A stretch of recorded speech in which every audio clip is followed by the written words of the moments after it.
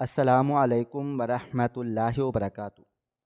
60 سال کی عمر میں بیٹی کا جہیز جمع کرنے کے لیے دبئی گیا۔ وہاں مزدوری کرنے لگا تو ایک نوجوان اور خوبصورت عربی لڑکی نے مجھ سے شادی کرنے کا کہا۔ وہ میری بیٹی کی عمر کی تھی۔ میں نے منع کر دیا، لیکن وہ بولی تمہاری بیٹی کو بہت عالی شان جہیز دوں گی، تو مجبوراً مان گیا۔ نکاح کے فوراً بعد وہ لڑکی مجھے کمرے میں لے گئی اور لائٹ بند کرتے بازو سے کپڑا ہٹایا تو جان نکلنے لگی کہ بابا اتنی دور جانا ضروری ہے کیا؟ اپنی بیٹی کی آواز سن کر میں جو بیگ میں کپڑے رکھ رہا تھا رک گیا اور اپنی بیٹی کی طرف دیکھنے لگا جس کی آنکھوں میں آنسو تھے، جبکہ میری بیوی ایک طرف بیٹھی خاموشی سے ہم دونوں کو دیکھ رہی تھی۔ ہاں جانا ضروری ہے، اور ضروری نہ ہوتا تو میں کبھی نہ جاتا، اور ویسے بھی میں تمہارے لیے تو تمہارا جہیز بنانے جا رہا ہوں، میں نے اس کا سر تھپک کر سمجھانے والے انداز میں کہہ دیا۔ آخر میں مذاقاً کہا کہ جس پر میری بیٹی مزید بری طرح رونے لگ گئی۔ میں نے گہرا سانس بھرا اور میری بیوی اپنی بیٹی کو چپ کروانے لگی تو وہ کچھ سنبھل گئی۔ اس کے بعد میں نے بیگ پیک کر کے رکھا اور پھر سب کے ساتھ مل کر رات کا کھانا کھایا۔ کچھ دیر میں نے جا کر اپنی بیٹی سے ڈھیروں باتیں کی، اسے نصیحتیں کی کہ اسے میرے بعد کیسے یہاں رہ کر اس گھر کو سنبھالنا ہے اور احتیاط سے رہنا ہے۔ اس کے بعد ہم دل میں ڈھیروں سوچیں اور خواہشیں لیے سو گئے تھے۔ اگلی صبح میں نے جلدی سے تیار ہو کر اپنی بیوی اور بیٹی سے مل کر اکیلے ہی نکل کر ایئرپورٹ کے لیے نکل کھڑا ہوا۔ فلائٹ میں سب کچھ پرسکون رہا تھا اور پھر رات کے 12 بجے میں دبئی پہنچ چکا تھا، جہاں میں کام کرنے کی نیت سے آیا تھا۔ میں پہلی بار بیرون ملک آیا تھا اور یہاں آنے کے بعد میں کافی زیادہ پرجوش تھا کہ ایک تو میں یہاں پہلی بار آیا تھا اور مجھے پورا دبئی گھومنے کا موقع ملے گا، اور دوسرا یہاں میں ڈھیروں پیسے کما سکوں گا، جس کے بعد میں اپنی بیٹی کے لیے جہیز بھی بنا سکوں گا۔ ہر طرف دیکھتے ہوئے میں ٹیکسی والی جگہ پر جا پہنچا جہاں کا پتہ مجھے دیا گیا تھا۔ اپنے ساتھ لائے ہوئے پیسے میں نے پہلے ہی تبدیل کروا کر دبئی کی کرنسی کے کروا لیے تھے تاکہ مجھے کچھ خریدنے میں مشکل پیش نہ آئے۔ میں سکون سے اور بنا کسی مشکل کے یہاں پر رہ سکوں۔ یہ ایک صاف ستھرا کمرہ تھا جو زیادہ بڑا نہیں تھا نہ ہی زیادہ چھوٹا تھا۔ کمرے میں 2 الماریاں اور 3 سنگل بیڈ لگے ہوئے تھے، لیکن کمرے میں اس وقت میرے علاوہ کوئی بھی نہ تھا۔ میں نے سامان ایک طرف رکھا اور کمرے کا جائزہ لیتے ہوئے بستر پر بیٹھ گیا۔ میں اپنی گزری ہوئی زندگی کے بارے میں سوچنے لگا، جس میں خوشیاں کم اور غم زیادہ تھے، جس کی وجہ سے میرے اپنے سگے رشتہ دار ہی تھے اور پھر بعد میں ان کی اولاد کا اضافہ ہو گیا تھا۔ میں اپنی سگی اولاد میرے بیٹے، دراصل میں شروع سے ہی کند ذہن کا تھا، مجھ سے پڑھا لکھا ہی نہیں جاتا تھا، جتنی بھی کوشش کر لیتا تھا ہمیشہ ناکام ہی رہتا تھا۔ وجہ یہی تھی کہ میں پڑھائی میں کبھی کامیاب نہیں ہو سکا تھا۔ میرے باقی بہن بھائی بے حد ذہین تھے اور ہر کلاس میں پوزیشن لیتے تھے، لیکن میں کبھی ان کی طرح کوئی ایک بھی پوزیشن لے کر ماں باپ کا نام روشن نہیں کر سکا، نہ ہی ان کا سر فخر سے بلند کر سکا، جس پر ان کو ہمیشہ ہی مجھ سے نہ صرف شکوے رہے بلکہ ان کے رویے بھی میرے ساتھ بدلتے چلے گئے تھے۔ گزرتے وقت کے ساتھ جب میں ہر کلاس میں فیل ہونے لگا تو وہ چڑچڑے ہونے لگے، مجھے مارتے پیٹتے اور پڑھائی پر فوکس کروانے کے لیے ہر طریقہ اپناتے، مگر کوئی طریقہ کارگر نہ ہوتا کیونکہ میں شروع سے ہی کند ذہن تھا۔ مجھے سبق یاد نہیں ہوتا تھا، جس پر رفتہ رفتہ میرے ماں باپ مجھے خود سے دور کرتے چلے گئے۔ مجھے اسکول سے ہٹا کر کام پر ڈلوا دیا کہ اب وہ یہی سب کچھ تو کر سکتے تھے۔ میرے بھائی اور بہنیں پڑھ لکھ کر اچھے شعبوں میں چلے گئے، کوئی ڈاکٹر بن گیا، کوئی وکیل تو کوئی انجینئر، لیکن میں بنا بھی تو صرف ایک مزدور، کیونکہ میں پڑھا لکھا نہیں تھا۔ کہتے ہیں نا، ساری اولادوں میں سے ایک اولاد سب سے مختلف ہوتی ہے، یا تو وہ بہت ذہین یا پھر حد سے زیادہ نالائق، اور میں دوسری کیٹیگری میں آتا تھا۔ میں جوان ہو گیا تو باقی بہن بھائیوں کی طرح میری بھی شادی کر دی گئی، مگر خدا کا شکر تھا کہ میری بیوی بے حد اچھی اور وفاشار تھی، جو دھیمے مزاج کی تھی اور مجھے اچھے سے سمجھتی تھی۔ وہ بھی بس 5 جماعتیں پڑھی ہوئی تھی، لیکن مجھے اس سے زیادہ فرق نہیں پڑتا تھا۔ میرے ماں باپ نے کبھی مجھے وہ توجہ یا محبت نہیں دی جو مجھے میری پہلی بیوی سے مل رہی تھی، اور میں بہت زیادہ خوش بھی تھا۔ میرے بہن بھائی پہلے ہی مجھے کسی خاطر میں نہیں لاتے تھے۔ شادیوں کے بعد وہ سب اپنی اپنی زندگیوں میں مگن ہو گئے تھے۔ ماں باپ کے مرنے کے بعد مجھے جائیداد میں کوئی بھی حصہ نہیں ملا تھا جو کہ میرا حق تھا، بلکہ انہوں نے یہ کہہ کر میرا حصہ ہڑپ کر لیا کہ مجھ جیسے نکارہ بیٹے کے لیے انہوں نے کچھ نہیں چھوڑا جو وہ مجھے دیں، اور یوں میں اپنی بیوی اور 2 بیٹیوں کے ہمراہ اپنے ماں باپ کے آسائشوں والے گھر سے نکل کر چھوٹے سے کچے مکان میں آ گیا تھا۔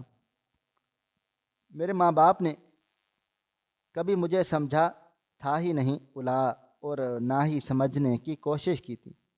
وہ مجھے ہمیشہ میری ناکامیوں پر دل برداشتہ، باقی سب کی کامیابی پر ان کی توجہ دیتے ہی نظر آتے تھے۔ میرے دل میں کبھی ان کی محبت ختم ہی نہیں ہو سکی تھی۔ 2 بیٹوں کے بعد میری ایک بیٹی پیدا ہوئی۔ میں نے محنت مزدوری کر کے اپنے بال بچوں کا پیٹ پالا پوسا اور کچھ پیسے جوڑ کر کریانے کی دکان کھول لی، جو دن بدن بڑھتی چلی گئی اور میری آمدن میں اضافہ ہوتا چلا گیا۔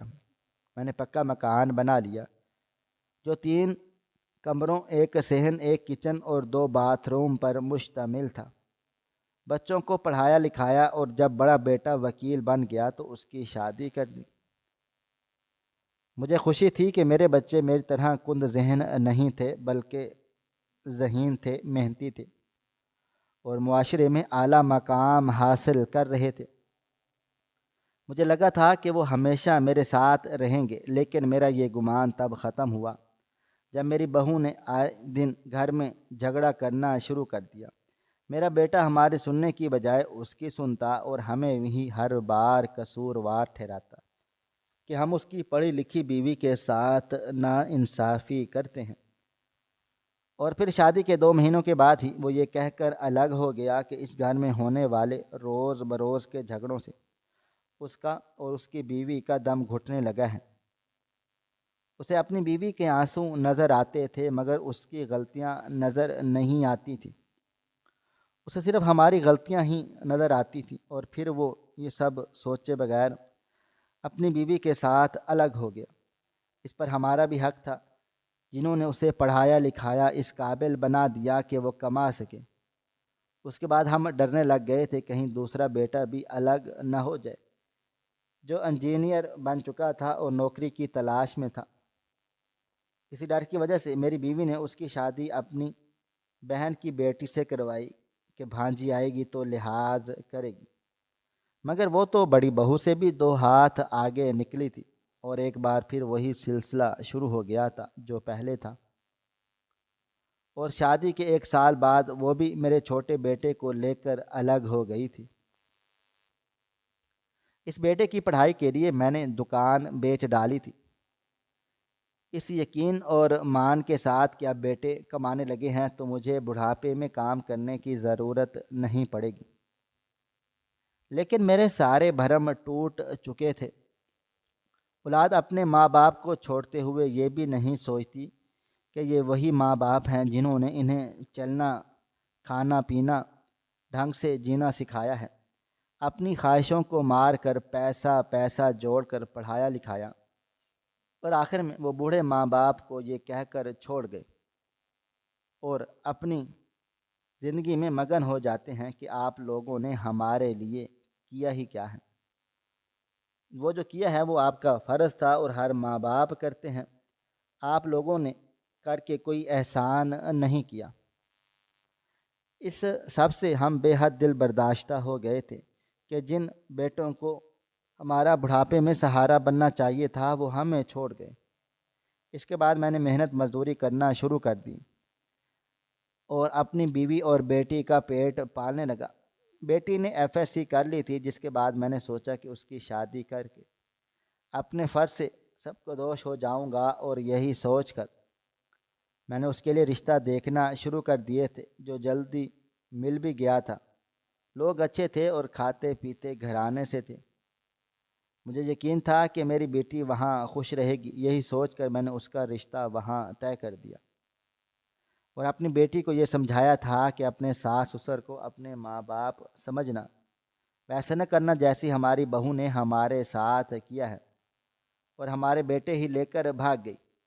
میں چھوٹا موٹا کام کر کے اپنی بیوی اور بیٹی کا پیٹ پال رہا تھا، لیکن مجھے فکر تھی تو اپنی بیٹی کے جہیز کی، اتنے امیر خاندان میں اسے بیاہ رہا تھا تو اسے جہیز دینا لازمی تھا، ورنہ کہیں وہ لوگ شادی کے بعد تانے نہ دیا کریں کہ کوئی چاہے کتنا بھی اچھا کیوں نہ ہو جہیز سے لاکھ منع کریں۔ مگر سچ تو یہ ہے کہ شادی کے بعد حالات کیسے ہی کیوں نہ ہوں، سسرال میں سے کوئی نہ کوئی جہیز نہ دینے کا تانا دے ہی دیتا ہے۔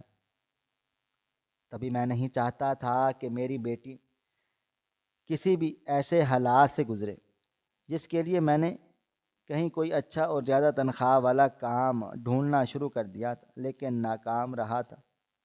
تبھی مجھے کسی نے دبئی جانے کے بارے میں بتایا کہ وہاں پر کام کے لیے ورکرز کی ضرورت ہے، کھانا پینا رہائش، یہاں تک کہ ویزے اور ٹکٹ کے پیسے بھی انہی کی طرف سے ہوں گے۔ اتنی ساری سہولیات کا سن کر میں کچھ شک میں پڑ گیا تھا کہ شاید یہ کہیں فراڈ نہ ہو اور وہاں جا کر میرے ساتھ نہ جانے کیا سلوک کیا جائے۔ لیکن پھر جب اپنی بیٹی کے جہیز کا سوچا تو وہاں جانے کا فیصلہ کیا کہ اپنی بیٹی کو مجھے زندگی میں ہر خوشی دینی ہے۔ میں نے ہاں کر دی اور پھر 1 مہینے کے اندر اندر میرا ویزا بھی آ گیا، پاسپورٹ اور ٹکٹ سب کچھ تیار تھا، اور پھر میں نے اپنی بیوی اور بیٹی کو بتا دیا، جس پر وہ شاکڈ ہو گئیں، کیونکہ میں نے پہلے ان کو کچھ بھی نہیں بتایا تھا۔ مجھے پتا تھا کہ مجھے اس عمر میں بیرون ملک نہیں جانے دیں گی۔ میری عمر تقریباً 60 سال تھی اور میں بوڑھا تھا، تبھی وہ مجھے اتنے دور بھیجنا نہیں چاہتی تھی، مگر میں نے انہیں سمجھا بجھا کر منا ہی لیا تھا، کہ جس کے نتیجے میں یہاں پر آ چکا تھا۔ میں بے حد تھکا ہوا تھا، تبھی یہی سب سوچتے سوچتے جلد ہی گہری نیند میں اتر گیا تھا۔ اگلی صبح جاگا تو کمرے میں میرے علاوہ 2 آدمی اور تھے، جو بالترتیب 35 اور 36 سال کے تھے۔ دونوں ہی کافی ہنس مکھ اور خوش مزاج تھے۔ تبھی میں نے جلدی سے ان سے پرتکلف ہو گیا اور ہم تینوں نے ایک دوسرے سے تعارف حاصل کیا۔ ان میں سے ایک ہندوستان سے تھا، جبکہ دوسرا میرا ہم وطن تھا، جس پر مجھے خوشی ہوئی کہ پردیس میں کوئی اپنا تو ملا۔ وہ دونوں ہی مجھے یہاں کمانے کی غرض سے آئے ہوئے تھے تاکہ اپنے بال بچوں کا مستقبل سنوار سکیں۔ جلد ہی میری ان سے گہری دوستی ہوگی۔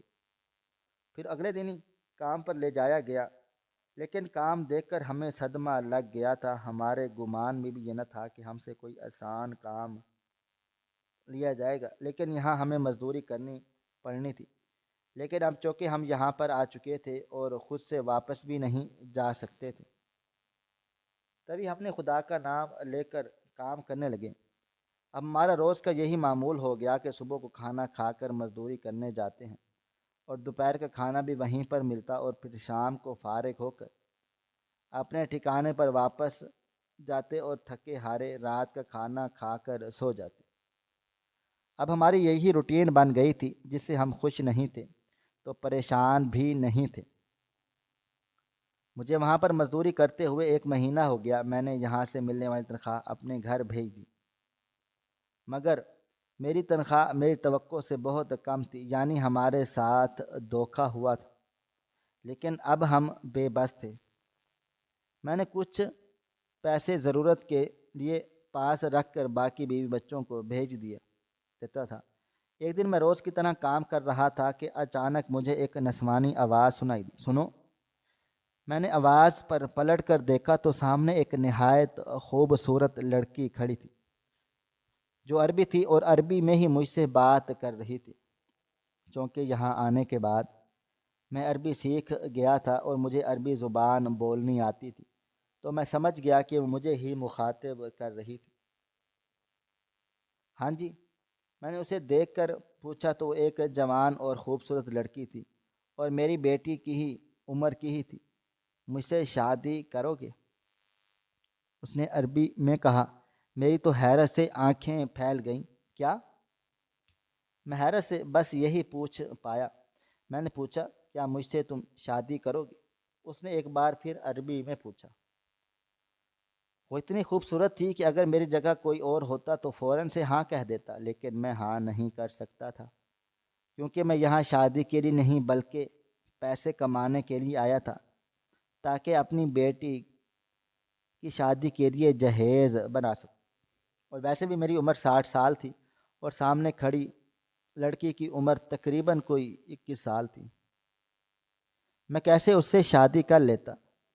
اس لیے میں نے پھر سے دو ٹوک انکار کر دیا، جس پر اس نے اگلے ہی پل کہا، اگر تم مجھ سے شادی کر لو گے تو میں تمہاری بیٹی کے لیے عالیشان جہیز دوں گی۔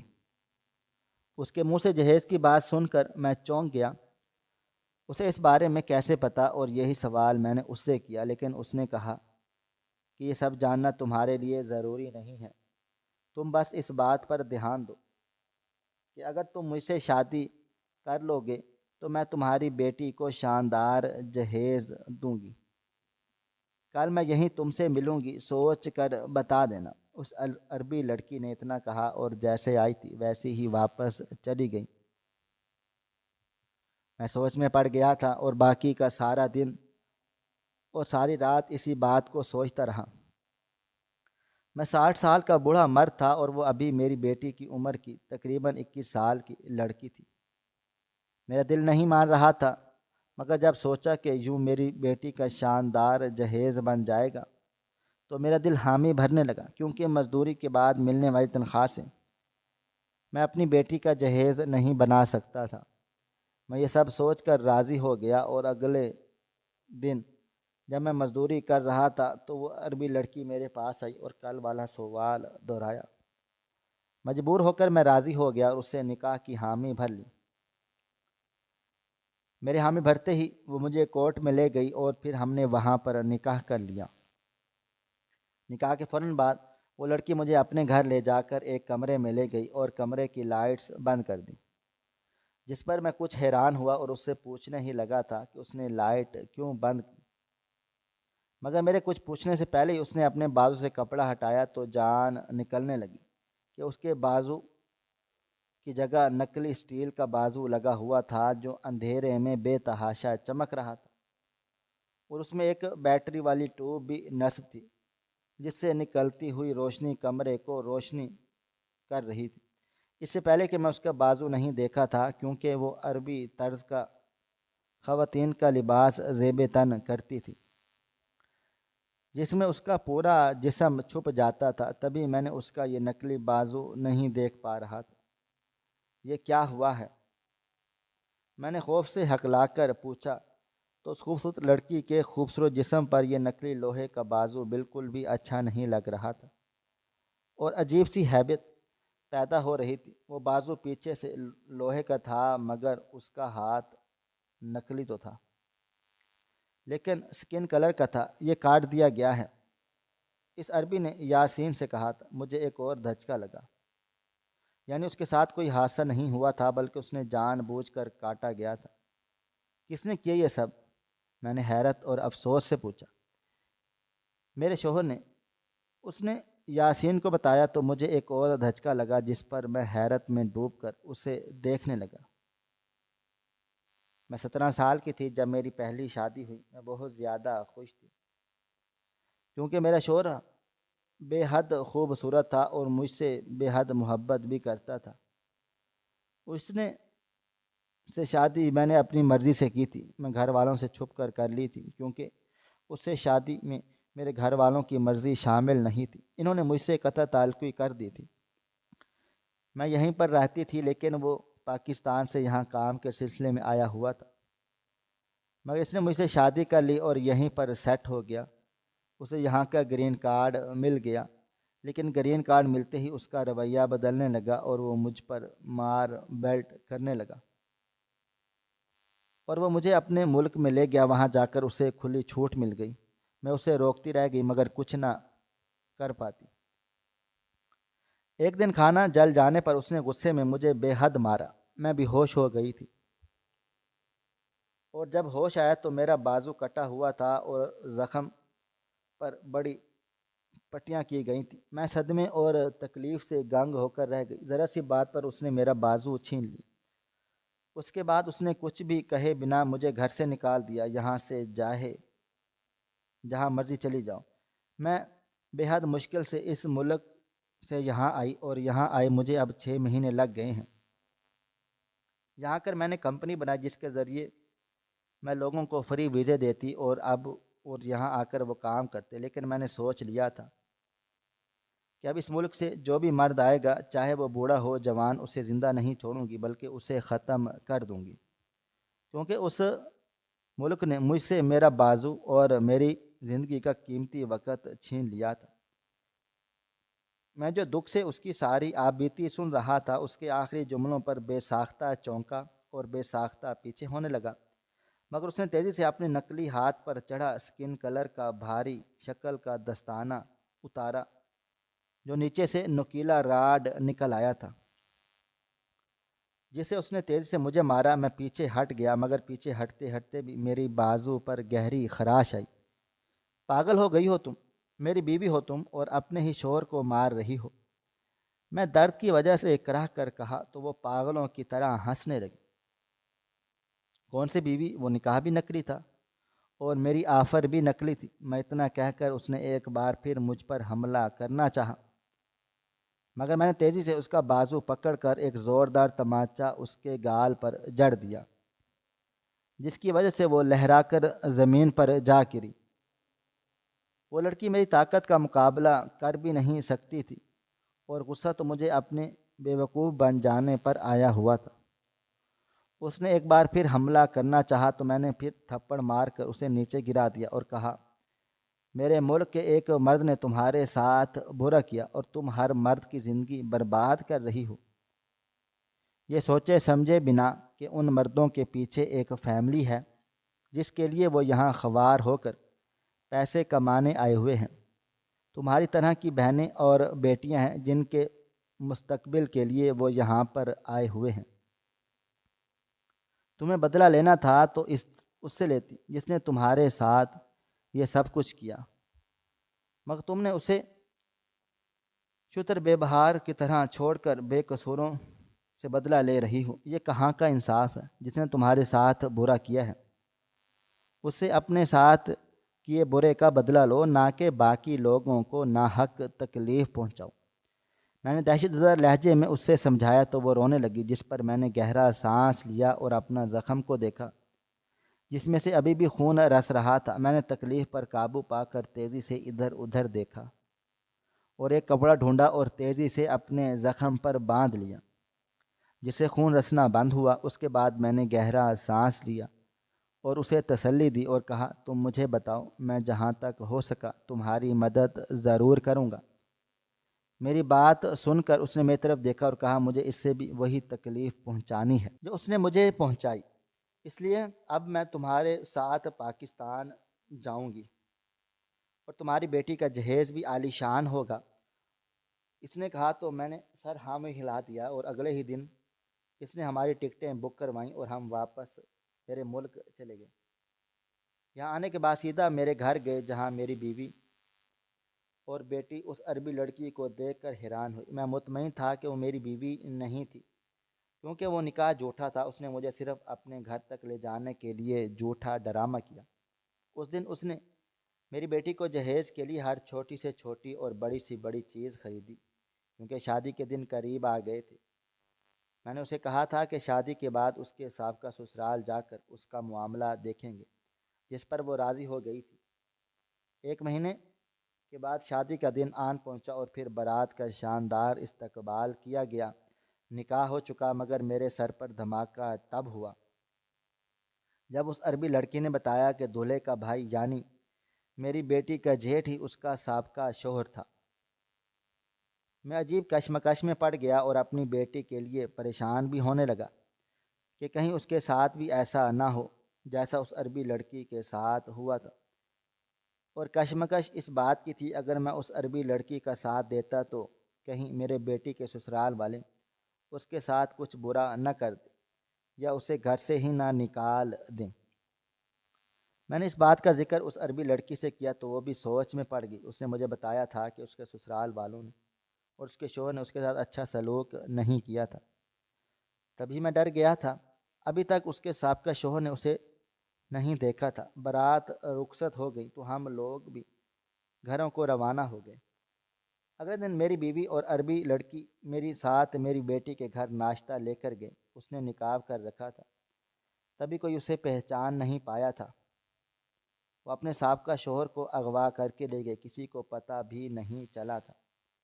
کافی دیر وہاں گزارنے کے بعد ہم لوگ واپس آ گئے۔ ولیمے اور مکلاوی کی رسم کے بعد اگلے دن میں اور عربی لڑکی ایک ویران جگہ پر پہنچے جہاں ایک مکان میں اس کے سابقہ شوہر کو رکھا گیا تھا، جس کا نام عمار تھا۔ اسے ان 2 آدمیوں نے کافی مارا پیٹا تھا، جس کی وجہ سے وہ نڈھال ہو کر درد سے کرا رہا تھا۔ عربی لڑکی نے اس کے سامنے جا کر نقاب اتارا تو وہ شدر رہ گیا۔ اسے یقین نہ آیا کہ یہ عربی لڑکی یعنی اس کی سابقہ بیوی نے اسے قید کروایا ہے۔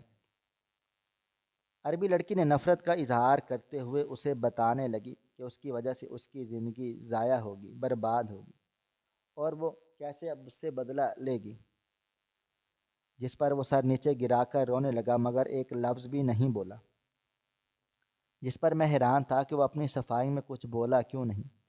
معافی مانگ لیتا، وہ میری بیٹی کا جیٹھ تھا اور مجھے معلوم تھا کہ اس کے بیوی بچے نہیں ہیں۔ وہ لڑکی چیخ چیخ کر اپنی بھڑاس نکالتی رہی اور پھر اچانک اس نے ایک لوہے کی سلاخ اٹھائی اور بولی، تم نے مجھ سے میرا بازو چھینا تھا، میں تم سے تمہاری آنکھیں چھین لوں گی۔